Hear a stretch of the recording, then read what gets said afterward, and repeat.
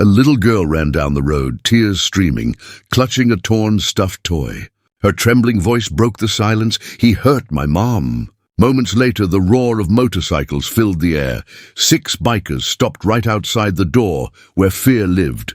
And that day, everything changed. Before we dive in, tell us in the comments, where in the world are you watching? The sun dipped low behind the town of Willow Creek, casting long shadows that stretched across quiet streets and painted the world in shades of gold and rust. Birds fluttered across telephone wires, and the soft hum of a distant radio slipped from an open window. It was one of those evenings that looked peaceful, until you listened closely enough to hear the sound that didn't belong, a small whimper. Then a muffled sob. Inside a narrow, fading blue house at the edge of Maple Street, a little girl sat on the floor clutching a stuffed white bunny with one torn ear. Her name was Lila. She was 6, small, quiet, the kind of child who noticed everything but said very little. Tonight, though, she couldn't stay silent. Through the thin walls, she could hear her mother's voice, trembling, pleading, and the rough, slurred growl of a man she feared. The man's name was Derek. To outsiders, he was just Hannah's boyfriend, the one who promised to take care of them after Hannah lost her job at the diner. But behind closed doors, his charm curdled into cruelty. Lila's hands trembled as she pressed the bunny to her chest. A crash echoed from the kitchen, glass shattering, her mother gasping. Then came the sound she dreaded most, the sharp slap of skin meeting skin. "Please, Derek, stop," Hannah whispered, her voice breaking. Not in front of her? But Derek didn't care who was watching. The monster in him had already taken over. Lila's small body tensed. Tears blurred her eyes as she scrambled to her feet and ran toward her mother, only to be yanked back by fear itself. Her heart raced so fast it hurt. She wanted to help, but she was just a child. And in that helplessness, something inside her cracked. She grabbed her bunny, pushed the door open, and ran. Barefoot, she stumbled down the front steps and into the cold evening air. The pavement stung her feet, but she didn't stop. Her sobs broke through the stillness of the neighborhood, but no one came out. Curtains moved. Doors stayed shut. People heard, but they didn't want to get involved. Lila kept running until she reached the end of the street, where the warm glow of a diner's neon sign flickered through the dusk. The smell of grilled food and gasoline mixed in the air. Parked outside were 6 motorcycles, lined up like sleeping beasts. Chrome shining, engines cooling after a long ride. The sound of laughter drifted from the diner patio, deep voices, rough and carefree. A group of men in black leather vests sat around a table, talking over coffee and pie. The patches on their backs read, "Iron Souls Motorcycle Club." Among them sat a tall, broad man with grey streaks in his beard and eyes as sharp as steel. His name was Cole Maddox. To most people, he looked like trouble. Tattoos curling up his arms, a scar tracing down his jaw. But the ones who knew him understood better. Cole had seen the worst in people, and somehow still believed in doing good. He noticed her first, the tiny figure standing just beyond the diner's light, shaking, her hair tangled, clutching a toy like a lifeline. "Hey," he said softly, setting down his mug. "You see her?" The others turned. One of them, a younger man named Luke, frowned. Kid looked scared. Cole stood up, his boots crunching on the gravel as he approached her slowly, careful not to startle her. The girl flinched at first, stepping back, but his voice was gentle when he spoke. "Hey, sweetheart, are you okay?" he asked, kneeling down to her level. Lila's lips quivered. Her voice came out barely above a whisper. He hurt my mom." Cole froze. The world seemed to still around those 5 words. He'd heard cries like that once before, from his own sister years ago, before he was old enough to stop it. Memories he buried deep came rushing back like wildfire. He glanced over his shoulder. The rest of the bikers were watching, silent, waiting for his cue. Cole looked back at Lila, his voice low but steady. "What's your name, kiddo?" "Lila," she whispered. "Mom's name is Hannah." "All right, Lila." He nodded slowly. "Can you show me where your mom is?" She pointed down the street with a shaking hand. The blue house, He's still there, Cole's jaw tightened. He stood looking at his crew, men who had seen the world's ugliness up close and carried its weight in silence. He didn't have to say much. They already understood. He pulled his gloves from his belt and said quietly, "Mount up." Engines came alive one by one, deep, thunderous growls filling the air, echoing across the quiet town. Heads turned inside the diner. The waitress peeked out the window, clutching her apron. As the roar of the motorcycles rolled through the street like a coming storm, Leela's small hand slipped into Cole's. She looked up at him, eyes wide and scared. "He'll be mad," she said softly. "Not tonight," Cole replied. "Not ever again." The bikes moved slowly, surrounding the little girl as she led them back down Maple Street. The neighborhood watched from behind closed blinds as the line of black vests and shining chrome stopped in front of the blue house. Derek stood on the porch, a beer bottle dangling from his hand, confusion flickering across his face as the engines cut off one by one. He stepped forward, trying to puff up his chest, trying to act unbothered, but his eyes betrayed a flicker of fear. "What the hell is this?" he barked. Cole climbed off his bike and walked toward him with quiet, controlled power. "We're here because a little girl ran barefoot through the street," he said, crying that her mom was hurt. "You want to tell me why?" Derek smirked, though his voice shook. "This ain't your business, man." Cole's gaze didn't waver. "It became my business when she said those words." Behind him, the other bikers stood still, arms crossed, a wall of silent judgment and strength. The air was heavy, the street dead quiet. Somewhere a curtain moved, someone filming, someone watching, but Cole didn't care. This wasn't for show. Hannah appeared in the doorway, her cheek red, her body trembling. When she saw Lila standing behind Cole, she gasped, "Baby!" "Oh my God!" Lila broke free and ran to her mother, wrapping her arms around her waist. "I told them, Mama," she cried. "I told them what he did." Hannah's tears fell freely now, her voice shaking. "You shouldn't have had to." Cole looked at Derek again, his tone low, almost calm, the kind of calm that carried warning. "You've got two choices," he said. "Leave now, or we make sure you don't come back." For a moment, Derek laughed, a short, nervous sound. "You think I'm scared of you? You bikers think you're the law." Cole took one slow step closer, his eyes dark but controlled. "No," he said quietly, "but I don't need a badge to protect a child." Derek's confidence cracked. He looked around, realizing every neighbor's light was on. Every set of eyes was on him. His hand trembled around the bottle. He dropped it, the sound of glass breaking against the porch cutting through the night like thunder. Cole didn't move closer. He didn't have to. The weight of what stood before Derek, a line of men who had once been broken but refused to let another family suffer, was enough. "Go," Cole said finally. Derek muttered something under his breath and stumbled inside. Moments later, he came out with a duffel bag, avoiding everyone's gaze. He climbed into his truck, slammed the door and sped away, his tires screeching into the dark. Silence settled. The only sound was the soft sobbing of a mother holding her child. Cole turned back to them, his voice gentler now. "You're safe," he said. "He's not coming back." Hannah looked at him through tears. "You didn't have to do this." He shook his head slowly. "No one should ever have to live in fear. Not her. Not you." The other bikers stepped forward quietly, one offering water, another picking up the broken pieces of glass from the porch. For a moment, the image was powerful and unexpected. Men the world called dangerous, showing more care than anyone else had. As the first sirens began to wail in the distance, neighbors finally calling for help. Cole turned to Lila. "You did the right thing, kid," he said softly. "You were brave." Lila's small voice trembled. "Will my mom be okay?" He smiled faintly. "Yeah, because she's got you, and now she's got us too."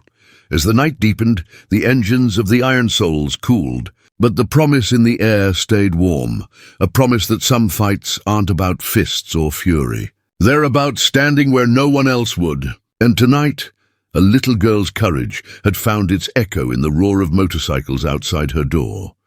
Morning crept quietly over Willow Creek, washing the night's shadows off the cracked pavement and broken memories left behind. The blue house stood still, the porch littered with shards of glass, glinting like cold tears in the sunlight. The silence was heavy, almost sacred, the kind that follows after a storm, when everyone's too afraid to speak about what happened. Inside, Hannah sat at the small kitchen table, with a damp towel pressed to her face. Her fingers trembled, the bruise on her cheek now deep purple. Beside her, Lila sat quietly, her stuffed bunny tucked under one arm, staring at the doorway, as if expecting the nightmare to come back. But it didn't. Not this morning. Outside, the low hum of engines stirred the air again, softer this time, like thunder rolling in the distance. The Iron Souls had returned. Cole Maddox parked his motorcycle near the gate and looked up at the small house. He hadn't slept much. None of them had. Men like him knew when a fight was over, and when something still needed fixing. Cole knocked once before stepping onto the porch. Hannah looked up from the table, startled, until she saw his face. He wasn't a threat. He was the steady voice that had cut through her fear the night before. "I'm sorry," she said quietly. "About the mess, about all this." Cole raised a hand, stopping her. "You don't apologize for surviving." The way he said it, calm, grounded, made her eyes sting. No one had ever said those words to her before. Lila ran up to him then, barefoot again but smiling this time. "You came back." He crouched down, the corners of his eyes softening. "Had to make sure my little hero was okay." Behind him, the rest of the crew arrived. Luke, Tank, Mason, and Ghost, big men with rough hands and tired eyes. But every one of them carried quiet respect as they stepped onto the porch. They weren't here for trouble. They were here for repair. Tank looked around the yard, whistling low. "Porch rail's busted. I can fix that," Luke added. "That door's hanging off the hinge." "We'll take care of it." Hannah blinked, confused. "You don't have to," Cole cut her off gently. "We know. But sometimes helping means staying until the dust settles." The morning unfolded with a strange peace. The bikers worked quietly, hammering, painting, cleaning. Mason went to town and came back with groceries, filling the empty shelves in her kitchen. Ghost repaired the fence out back, humming an old country song under his breath. Neighbors peeked through windows again, but this time they didn't whisper in fear. They whispered in wonder. The same men whose motorcycles had shaken the street last night were now fixing a widow's home. Careful not to wake the little girl playing with her toy bunny on the porch. At noon, Lila brought out lemonade in mismatched cups. "I made it myself," she said proudly. Cole took a sip, smiled faintly, and nodded. "Best lemonade I've had all year," she grinned, missing front teeth and all. "You don't have to pretend." "I'm not," he said. "Bravery makes everything taste better." Hannah watched from the doorway, her heart twisting between gratitude and disbelief. For the first time in years, she didn't feel invisible. After lunch, Cole sat on the steps, wiping his hands with a rag. Luke came over, lowering his voice. "You gonna tell her?" Cole stared at the horizon for a long moment. "Not yet. Tell her what?" "That I know exactly what it's like to grow up afraid of footsteps in the hallway," Cole said, voice quiet, heavy with memory. "My old man used to drink till he saw red. My mom—" "She never had anyone ride up for her," Luke nodded slowly. "That's why you built the club the way you did, huh?" Cole's jaw flexed. "No one saves us when we're kids, so we make sure someone gets saved now." Back inside, Hannah was on the phone with the police. Her hands shook as she gave her statement, telling them everything Derek had done. For once, she didn't try to protect him. When she hung up, she exhaled, a deep, trembling breath that felt like freedom. Sayla was coloring on the floor, her little bunny sitting beside the crayons. "Mommy," she said softly. "Are the nice men going to stay forever?" Hannah knelt beside her, tucking a strand of hair behind her ear. "No, sweetheart. They have other people to help, but they'll always be our friends." Lila thought about that for a moment, then nodded. "I'll draw them a picture, so they don't forget us." By evening, the sun dipped low again, painting everything in warm orange. The Iron Souls gathered their tools, wiping sweat from their faces. Hannah stepped forward, holding an envelope. Small, worn, the kind that carries everything someone has. "I can't pay you for what you've done," she said softly, voice shaking. "But maybe this—" Cole shook his head. "Don't insult me," her breath caught. "I didn't mean—" He smiled faintly, cutting her off. "You already paid me. You gave that little girl hope." She blinked back tears, unsure what to say. "You make it sound so simple." "It is," he said. "The world breaks people. We just fix what we can." Lila tugged on his hand then, handing him her drawing. 6 motorcycles under a big yellow sun, a house behind them with a smiling woman and a little girl holding a bunny. At the top, in shaky letters, she'd written, "Thank you for making us safe." Cole's throat tightened. He'd seen soldiers cry, seen men lose everything, but nothing hit him like that picture. He folded it carefully and slipped it into his jacket pocket. When the crew was ready to leave, Hannah followed them to the gate. The sound of the bikes warming up filled the air again, powerful, steady, no longer frightening. "Cole," she said over the noise. "Oh, I don't know how to thank you." He looked back at her, his expression unreadable for a moment, then softened. "Raise her to never be afraid to speak up. That's thanks enough." Lila waved from the porch, shouting over the engines. "Bye, Mr. Cole. Bye, Iron Souls." The men smiled, lifting their hands in silent farewell before pulling onto the road. The roar faded as they disappeared around the corner, leaving behind a calm that felt almost unreal. That night, when Hannah tucked Lila into bed, the little girl whispered, "He won't come back, will he?" "No, baby," Hannah said, stroking her hair. "He won't." But what neither of them saw, what the camera of fate caught in that quiet moment, was Cole Maddox sitting on his bike at the far end of Maple Street, engine off, watching their porch light flicker. He stayed there until every shadow on the street turned soft and harmless again. Only then did he put on his helmet, whisper something that only the night could hear, "Not while I'm alive." Then the Iron Souls rolled on into the dark, carrying with them the sound of hope disguised as thunder. Days passed in Willow Creek, and the quiet that followed felt almost too still, like the town itself was holding its breath, afraid to disturb the peace that had finally returned to the little blue house at the end of Maple Street. The bruises on Hannah's face began to fade, but the ones hidden deeper inside her heart took longer. Still, for the first time in years, she woke up to the sound of laughter instead of shouting. Lila sat at the kitchen table, humming softly as she colored in a new notebook Cole had bought her before leaving town. Across the cover in silver ink were the words, "Be brave, little one." She traced the letters every morning like a ritual. The stuffed bunny sat beside her, its one torn ear now patched with a small piece of leather that had come from Cole's jacket, a keepsake he'd left behind. Hannah poured herself coffee, watching her daughter's small shoulders move as she colored. There was something healing in that sight, something that made her believe, maybe for the first time, that life could begin again, but healing, she would learn, wasn't about forgetting what broke you. It was about learning to build differently. That afternoon, the faint growl of engines echoed down the street once again. Not loud this time, not like a warning, just steady, familiar, like a promise returning home.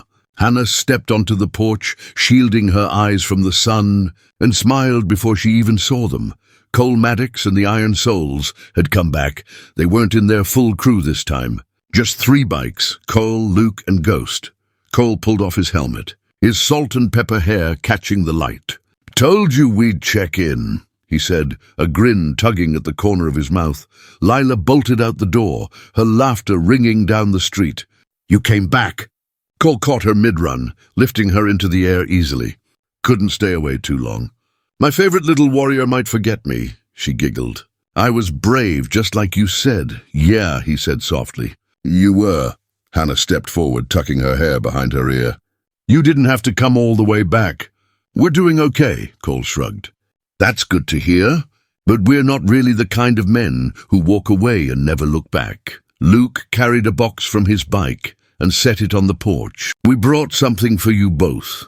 Inside the box were canned goods, a few toys, and a folded envelope. Hannah frowned. "You've already done enough." "I can't," Cole shook his head. "It's not charity. It's family." Something in the way he said it made her chest tighten. Family. A word she hadn't felt in years. They sat on the porch that afternoon as the sun sank low again. Just like that first night, but this time there were no screams, no broken glass, only quiet voices and small smiles. Hannah told them about her new job at the diner down the highway. It's not much, but it's honest work. Lila's teacher helped me file for assistance, too. We're getting back on our feet, Cole nodded approvingly. That's what matters. Step by step. Lila climbed onto the porch railing beside him, swinging her feet. Mama says we're safe now. She says brave people don't cry. Cole turned to her, his voice gentle but firm. Your mama's half right. Brave people do cry, kid. They just don't stop moving after they do. That line stayed with her, like something carved into her little heart. Later, as the others talked, Hannah found herself watching Cole quietly. There was something about him, this mix of strength and sadness, that made her want to ask what he carried inside. He seemed like a man who had seen storms, who had learned to walk through them without losing his soul. "Can I ask you something?" she said finally. He glanced up. "Sure. Why did you come back? You could have just ridden on." Cole's gaze drifted toward the horizon, his expression unreadable. "Because someone once should have come back for me. And they didn't." The words hit her harder than she expected. She didn't ask for details, but he gave them anyway, in pieces that came out like old memories cracking open. "My old man used to drink till he forgot who we were," he said, voice low. "My mom, she'd hide the bruises under long sleeves. I was 12 when I ran. Thought if I left he'd stop hitting her.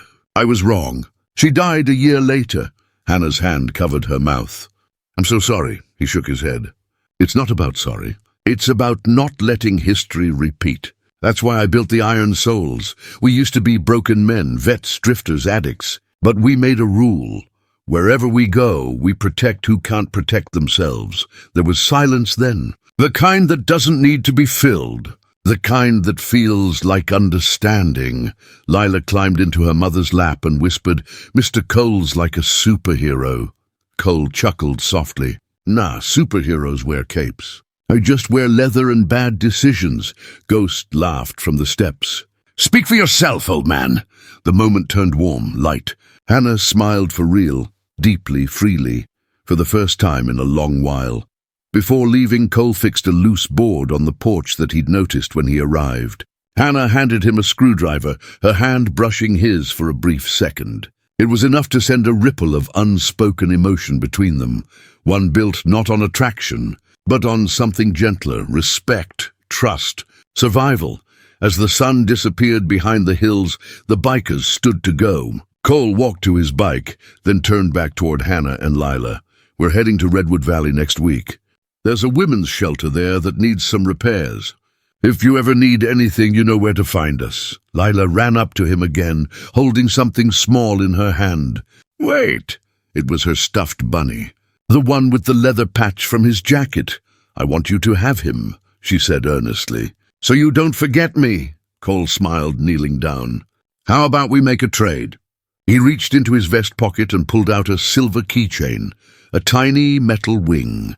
"This was from my first bike. Keep it safe, okay? When you see it, remember that you're stronger than anything that tries to hurt you." Lila's eyes shone. "I'll never lose it." When he stood up, Hannah met his gaze, her voice soft but steady. "Thank you for everything." He nodded once. "You did the hard part, Hannah. You kept standing." The engines roared to life once more, the sound rising and falling like distant thunder. This time, the neighbors didn't hide behind curtains. They stood outside, watching, some even waving. The legend of the Iron Souls had begun to change from rumor to respect. As the bikes disappeared down the long road, Lila looked up at her mother. "Do you think he'll come back again?" Hannah smiled faintly. "Maybe not right away. But some people don't have to be here to make you feel safe." That night, the little blue house glowed warm against the dark. Hannah tucked Lila in, kissed her forehead, and looked out the window. The stars shimmered over Willow Creek, and for once she didn't feel small beneath them. She felt strong. Out there on the highway, miles away, Cole rode with the wind pressing against his chest, Lila's patched bunny tied to the handlebars. He didn't say a word to his crew, but in his mind he whispered something he hadn't said in years. Maybe some stories don't end in pain. Maybe some just begin again. and the road stretched on endlessly ahead, carrying him toward another town, another broken heart waiting to be fixed, and the silent promise that wherever the iron souls rode, fear had no place left to hide. The days turned into months, and the seasons shifted across Willow Creek. The once-forgotten house at the edge of town now carried laughter, warmth, and something that had been missing for years: peace. Hannah's small garden bloomed again. The old swing creaked in the afternoon sun, while Lila's giggles filled the air. Life wasn't perfect, but it was steady, and for Hannah, steady felt like a miracle. Every few weeks, letters arrived in the mail with no return address. Inside were postcards of far-off towns: Redwood Valley, Silver Ridge, Canyon Falls. Each one had the same line written in Cole's rough handwriting. Still riding, still watching over the roads. Tell Lila to keep that wing safe. Hannah kept them all in a tin box by her bed, like tiny pieces of proof that kindness could travel miles and still find its way back. One morning, as she set out breakfast, the doorbell rang. Her heart jumped. There hadn't been visitors lately. She opened the door and froze. Cole stood there. The sun hit his leather jacket, and his familiar smirk softened into something gentler. He looked older, a few more lines around his eyes, but the same warmth lived there. "Morning, Hannah," she smiled in disbelief. "Cole, what are you doing here?" "Passing through. Heard there's a certain little warrior who just turned 8 today." Before she could respond, a small shriek came from inside. "Mr. Cole!" Lila rushed forward, throwing her arms around him. He lifted her easily, spinning her once before setting her down. "Happy birthday, kiddo. You came back," she said, eyes bright. Wouldn't miss it for the world. They spent the afternoon in the backyard. Hannah, Lila, Cole, and a few of the townsfolk who had once looked at him with suspicion, but now greeted him like an old friend. Luke and Ghost even rode in later, bringing a cake shaped like a motorcycle helmet. Lila laughed so hard she almost dropped it. As the sun began to dip, Cole sat quietly on the porch, watching Hannah string up fairy lights around the railing. The glow washed her face in gold. "You built something beautiful here," he said softly. She turned to him, smiling. "We both did, in our own ways." There was a pause, the kind that feels heavier because of everything unsaid. "Do you ever think about stopping?" she asked finally. "Just staying somewhere for good?" Cole looked out toward the fading horizon. "Sometimes. But the road has a way of calling you back. There's always another town, another soul who needs saving. Even heroes get tired," she murmured. He chuckled. "Told you, Hannah, I'm no hero. Just a man trying to make sure no kid grows up the way I did." Silence fell again, soft and peaceful. Lila's laughter echoed from the yard as she showed Luke her new doll. The moment felt perfect. Fragile, fleeting, real. Then, as twilight deepened, headlights appeared at the end of the dirt road. A truck rolled slowly toward them. Cole's expression changed, alert, cautious. The kind of look a man wears when his past might have found him, Hannah noticed. "Everything okay?" "Yeah," he said quietly, though his jaw tightened. "Just a reminder that the world doesn't always stay quiet." The truck stopped near the gate, and a young man stepped out, nervously clutching a small envelope. He looked barely 20, his jacket worn, his face marked by exhaustion. "Are you Cole Maddox?" he asked. Cole stood nodding. "Yeah." The boy handed him the envelope. "A woman in Canyon Falls said to give you this. Said you'd understand." Cole opened it slowly. Inside was a photograph of a bruised woman holding a baby, eyes hollow but defiant, and a short note scrawled in shaky handwriting. "They took everything. Please help." Hannah saw the pain flicker in his face. The same old ache that had once driven him across every state line, without a word. He folded the photo, slid it into his jacket pocket, and looked back at Hannah and Lila. "You're leaving again," Hannah said quietly. "It wasn't a question," he nodded. "Someone needs me." Lila ran to him, tears already gathering in her eyes. "But it's my birthday." Cole knelt, pulling her close. "I know, brave girl. And you've grown so much since the first night I met you. But you remember what I told you?" She sniffled. "That brave people cry, but they don't stop moving." He smiled. "That's my girl." He took off his silver ring, an old one engraved with wings, and placed it in her palm. "Keep this with the keychain. Someday, when you're older, you'll know what both mean." Hannah's eyes glistened as she stepped closer. "Cole, you don't have to carry everyone's pain alone." He looked at her for a long moment. "Maybe not, but I can carry it until they're strong enough to take it back." The engine started again, the sound rolling across the hills like distant thunder. Cole turned to wave once more, at Hannah, at Lila, at the home that had shown him that even broken hearts could heal, and then he was gone, swallowed by the open road. Months later, Hannah found a new postcard in the mail. No return address, just a line that read, "The woman's safe. Her son smiles like Lila." She pressed the card to her heart and whispered to the empty room, "Come home when you can, Cole." Outside, Lila played on the swing, her ring and keychain glinting in the sunlight, and somewhere far away, a man on a motorcycle rode into the horizon.